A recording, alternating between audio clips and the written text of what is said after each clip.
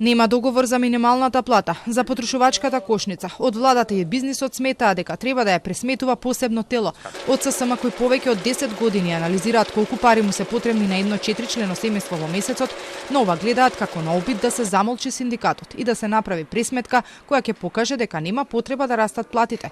Велат дека ги критикувале затоа што во кошничката покрај другите работи се пресметуваат и 25 грама цреши, газиран и негазиран сок. Ако грешката во кошничката е тоа што има ставено сезонски овошја, и ако грешката во кошничката е тоа што има ставено еден газиран сок и еден густи сок за нашите деца, ако грешката во кошничката е тоа што можат да јадат 4 хамбургери нашите деца во текот на месецот или пак ако јадат децата, ние родителите само ќе гледаме, тогаш можат слободно да земат да направат нова методологија и нова пресметка.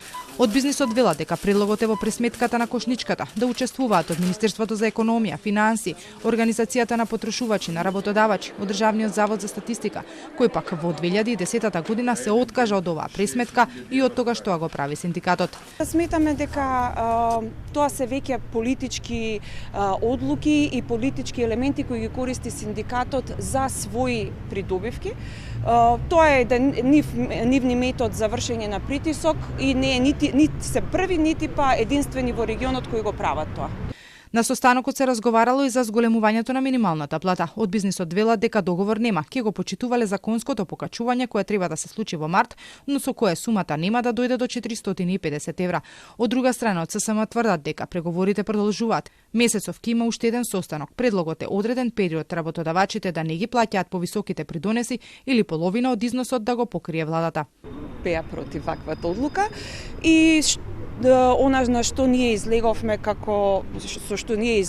дека го почитуваме законот, функционираме институционално како ќе одлучат државните институции, така ќе делуваме понатака и покрај тоа што топката беше префрлена на синдикатите и работодавачите сами да одлучат. Во текот на месецот ќе имаме и нова седница на економско-социјалниот совет, како што кажав, ние веќе остваривме поединечни средби со работодавачи во приватниот сектор, ќе оствариме средби дури и со стопанските комори, иако не ги обожаваме толку многу.